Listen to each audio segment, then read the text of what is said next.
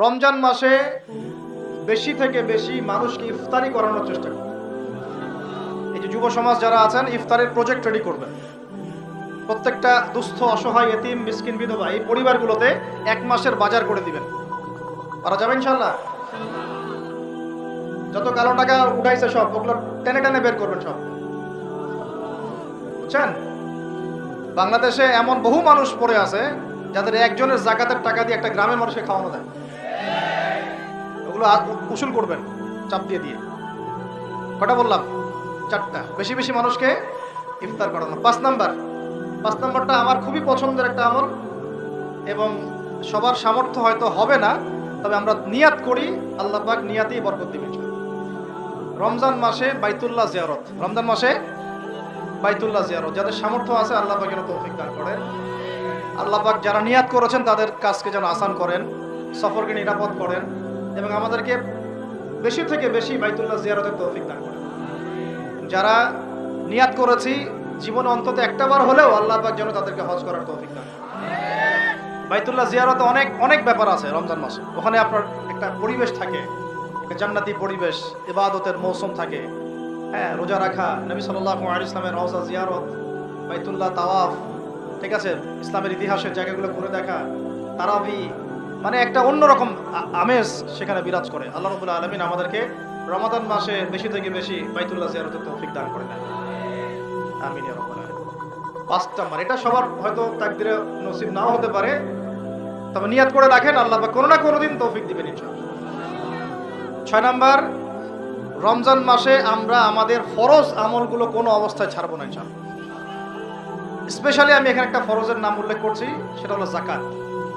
সালাতের কথা আমি না বলে যাকাত বললাম কেন? কারণ নামাজ আপনারা সবাই পড়েন রমজান মাসে, কিন্তু যাকাত বেশিরভাগ মানুষ দেয় না। আর যাকাত ইসলামী অর্থনীতির মূল ভিত্তি। যাকাত ছাড়া ইসলামী অর্থনীতি সচল থাকবে না। এই কাজটার ত্রুটির কারণে আমাদের এই অর্থনৈতিক স্যাংশন বা সমস্যাগুলো, ইনফ্লেশনগুলো হয়ে যায়। আল্লাহ পাক আমাদের অর্থনীতিবিদদেরকে ইসলামী অর্থনীতি বোঝার তৌফিক দান করে। এই অর্থনীতি ওমরের যুগে ছিল, ওসমানের যুগে ছিল, আলীর যুগে ছিল, আবু বকর তার যুগে ছিল রাদিয়াল্লাহু আনহুম আজমাইন, আল্লাহর নবীর যুগে ছিল। তখন গরিব মানুষ এইভাবে ছেচেও একটা খুঁজে পাওয়া যাইতো না, একটা গরিব মানুষ। এখন কি অবস্থা তো দেখতেই পারতেছেন। আল্লাহ রাব্বুল আলামিন আমাদের সবাইকে রমাদান মাসে যাকাতগুলো দেওয়ার তৌফিক দান করেন। 7 নাম্বার হচ্ছে রমাদান মাসে এমনিতেই বেশি থেকে বেশি নফল দান সদকা করবেন ইনশাআল্লাহ। আল্লাহ পাক বেশি বেশি নফল দান সদকা করার তৌফিক দান করেন। 8 নাম্বার, রমাদান মাসে ফরজের সাথে সুন্নত আর নফলে অনেক বেশি পাবন্ধ হওয়ার চেষ্টা করবেন। খাস করে রমাদান মাসে কিয়ামুল লাইল এবং তারাবির কোনোভাবে যেন ছুটে না যায়। অনেকে মনে করে যে তারাবি পড়লে রাত্রে আবার ওঠা যাবে কি যাবে না? যাবে। তারাবির নামাজ আপনি প্রথম রাত্রে পড়লে শেষ রাত্রে আবার নামাজ পড়তে পারবেন ইনশাআল্লাহ, কোনো সমস্যা নেই। বরং ওটা আরো ভালো। ওই সময় আল্লাহ রাব্বুল আলামিন আহ্বান করতে থাকেন, কে আছো চাইবা আমার কাছে আমি দিব, কে আছো আমাকে ডাকবা আমি ডাকে সাড়া দিব, কে আছো আমার কাছে ইস্তেগফার করবো আমি ক্ষমা করব। প্রথম রাত্রেও তারাবি পড়বেন ইনশাআল্লাহ, শেষ রাত্রেও চেষ্টা করবেন অন্তত 2-4-6 রাকাত হলো নামাজ পড়া। আল্লাহ পাক তৌফিক দান। তো তারাবি নিয়ে অনেক কথা এখানে শোনা যাবে গানে বামে। আর আমাদের তো ইস্যু পাগল জাতি, মাশাআল্লাহ। আমরা কি পাগল জাতি? ইস্যু পাগল। ওই ফিলিস্তিন ইস্যু এখন নাই, শেষ। তারপরে যে ট্রান্সজেন্ডার গন কেস শেষ। তারপরে শরীফা ঠান্ডা, শিক্ষানীতি ঠান্ডা। এখন ওই যে অনলাইন ঢুকলেই দেখতেছেন ওই চলতেছে আর কি। হ্যাঁ, 8 টাকার 20 টাকাতে আসবে সামনে, এখনো লঞ্চ করেনি ওরা। কিছু শোনেন, এগুলো বাস্তব অভিজ্ঞতার আলোকে বলছি। কিছু কিছু মানুষকে আমাদের সমাজে ছেড়ে দেওয়া হয়েছে যাতে এরা মুসলমানদেরকে আপোষের গন্ডগোলের মধ্যে ব্যস্ত রাখে। ছেড়ে দেওয়া হয়েছে, এরা পেইড, এদেরকে প্যাট্রোনাইজ করা হয়, এদের এজেন্ডাই এটা। এরা আপনাকে আমাকে লাগাই দিবে, আমাদেরকে মূল ওই শেকড় থেকে সরাই দিবে, দিয়ে ডালপালায় ব্যস্ত করে রাখবে। এবং এইগুলোতে পিছনে কাজ করতেছে কিছু দাড়ি টুপিওয়ালা মানুষ। কিছু দাড়ি টুপিওয়ালা মানুষেরও এভাবে ওদেরকে কিনে ফেলা হয়েছে যে তোমাদের কাজই হচ্ছে মুসলমানদের মাঝখানে খালি লাগাই দিবা। দেখেন, একটা অন্যতম মানে মেজর একটা ইস্যু কাদিয়ানি ইস্যু, একদম চুপ, কোনো কথা নাই। একটা মেজর একটা ইস্যু হচ্ছে ইসাই মুসলিম ইস্যু। সারা বাংলাদেশে ইসাই মুসলিম বানাচ্ছে মানুষকে, একদম চুপ, কোনো কথা নাই। একটা মেজর একটা ইস্যু ফিলিস্তিন ইস্যু, একেবারে মুখে কুলুপ, কোনো কথা নাই। একটা মেজর একটা ইস্যু ট্রান্সজেন্ডার এবং সমকামিতা, এবং এই যে একটা কি বলবো বিতর্কিত শিক্ষানীতি, একদম চুপ, কোনো কথা নাই, কোনো কথা নাই, চুপ। সুদভিত্তিক অর্থনৈতিক সিস্টেম, একদম গোড়ার একটা সমস্যা, একটা কথা নাই। পুরো ভূরাজনৈতিক প্রেক্ষাপটে মুসলমানদের আজকে মেরে কেটে কচু কাটা করে ফেলছে, একদম চুপ, কোনো কথা নাই। পরে থাকবে তোর আমিন জোরে আর আমার আস্তে, তো হাত কোথায় বাদস, নিচে না উপরে, রফলি দেন করস না করস না, পায়ে পা লাগাস না লাগাস না। তো যেন আমাদের একজন বরেণ্য আলেম আছেন, তরুণ ভাই আমাদের, মাশাআল্লাহ, আমরা দোয়া করি আল্লাহ পাক ভাইয়ের নেখায়াত আল্লাহ পাক বরকত দান করেন, লম্বা নেখায়াত দারাজ করেন, সুস্থ রাখেন। ও ভাই বলছে, ভাই আমি তো, এরা তো তর্ক করে আমিন জোরে জোরে বলবো না আস্তে বলবো, আমি তো বলি আমি আমিন বলি না।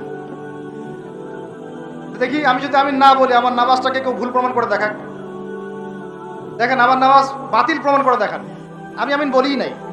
আপনি মারামারি করতেছেন জোরে না আসতে, এটা নিয়ে আমি বলিই নাই, আমার নামাজটাকে বাতিল প্রমাণ করে দেখান ফিকহের উসুল থেকে।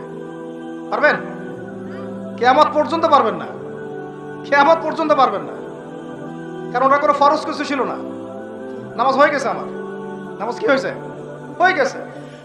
একজন বলতেছে যে কি, হ্যাঁ চুপে না আসতে, একটা কি হাত বাঁধাবাঁধি, হ্যাঁ নামের উপরে নিচে ইত্যাদি ইত্যাদি। তো ভাই আমি বাঁধি নাই, হাত কি করি নাই, আমার নামাজ ভুল প্রমাণ করে দেখান, বসেন নামাজ সাথে দেখি, হাত বাঁধি নাই, আমার নামাজ হয় নাই, প্রমাণ করে দেখান।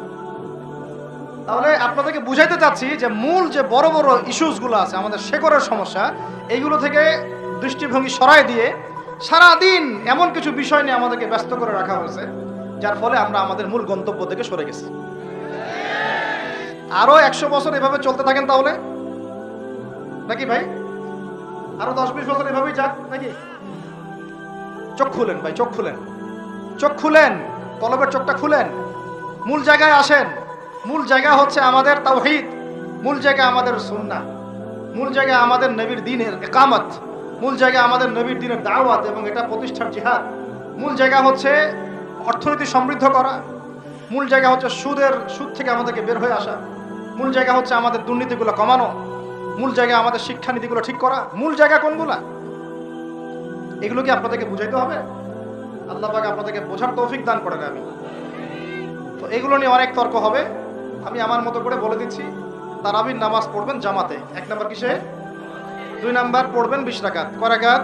কেউ যদি বলে আমি কম পড়ি, বলবেন সমস্যা নাই, পড়েন, কোনো সমস্যা নাই। কেউ যদি বলে আমি আরো বেশি পড়ছি, পড়েন, কোনো সমস্যা নাই, কোনো সমস্যা, কোনো সমস্যা নাই, পড়ুক। আপনি 20 রাকাত পড়েছেন, কিন্তু কেউ যদি বলে 20 রাকাত বেদাত, তখন সমস্যা আছে। কারণ উসমান রাদিয়াল্লাহু আনহু যদি 2 আযান দিতে পারেন, আমার দিতে কোনো আপত্তি নাই, আমার দিলে কোনো গুনাহ, আমি বেদাতি হব। যদি আমি বেদাতি হয়ে যাই, তাহলে উসমান রাদিয়াল্লাহু আনহুকেও বেদাতি বলতে হবে, নাউজুবিল্লাহ। এটাও বাংলাদেশের মানুষ বলেছে, নাউজুবিল্লাহ, আস্তাগফিরুল্লাহ, সাহাবীও বেদাত করেছে, নাউজুবিল্লাহ। এগুলো থেকে দূরে থাকবেন, বুঝবেন, মুহাক্কিক আলেম চিন্তা হবে আপনাদেরকে। আর উমর ইবনে খাত্তাব যদি নিজে 20 রাকাত পড়ে থাকেন জামাতে, আমার পড়তে কোনো আপত্তি ব্যাস। আপনি যদি কম পড়েন, কোনো সমস্যা নাই, পড়তে পারেন। আপনি যদি বলেন আমি আরো বেশি পড়ি, কোনো সমস্যা নাই, পড়তে পারেন। আরেকটা বিষয় করবেন, খতমে তারাবি, খতমে কোরআন পড়বেন। কি পড়বেন? কোরআনটা খতম করবেন।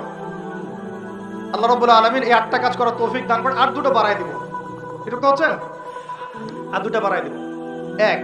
9 নাম্বার, এটা হচ্ছে রমাদান মাসে, 8টা কি মনে আছে আপনাদের? আমি তো ভুলে যাচ্ছি, আমার সাথে বলেন তো। 1 নাম্বার কি বলছিলাম? তাকওয়া অবলম্বন করবো ইনশাআল্লাহ, ঠিক আছে ভাই?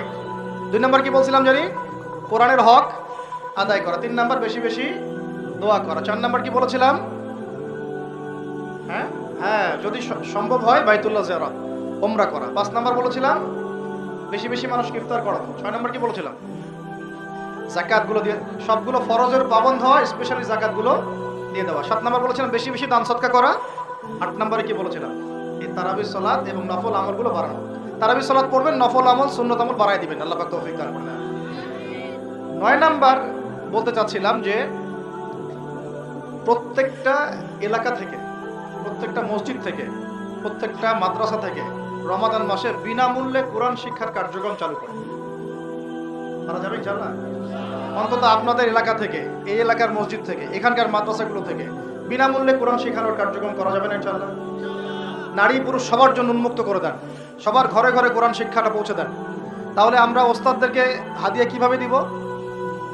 যারা শ্রম দিবেন, সময় দিবেন, আপনারা আপনাদের পকেট থেকে অর্থ বের করে কালেকশন করে ওস্তাদকে হাদিয়া দিবেন ইনশাআল্লাহ, এবং মানুষের জন্য ফ্রি করে দিবেন। তারা আসবে, শিখবে, এবং 1 মাসের মধ্যে কোরআন শেখানো যায় না, কিছুটা শেখানো যায় না, ওই অতটুকু শিখুক, আল্লাহ পাক ওই ওসিলায় যদি কবুল করেন, তাতেও তো ইনশাআল্লাহ আগামী দিনে তার জন্য কল্যাণ করা হবে। আল্লাহ পাক আমাদের সবাইকে এই কথাগুলো বোঝার তৌফিক দান করেন। এবং 10 নম্বর এবং সর্বশেষ কাজ হচ্ছে, রমাদান মাসে আমরা আমাদের বিগত জিন্দেগির যত গুনাহ, এগুলোর জন্য যেমন ইস্তেগফার করব, এবং সারা জীবন আল্লাহ পাকের সমস্ত কবিরা এবং কাবায়ের ফাওয়াহিশ এগুলো থেকে দূরে থাকবো, এই মর্মে একটা দৃঢ় প্রত্যয় আমরা ব্যক্ত করব। আগের গুনার জন্য তওবা করব, এবং আগামী পুরো জিন্দেগি যেন গুনাহমুক্ত জীবনযাপন করতে পারি, এই চেষ্টা আমরা অব্যাহত রাখবো। আল্লাহ রাব্বুল আলামিন এইভাবে রমাদানকে সাজানোর তৌফিক আমাদেরকে দান করেন।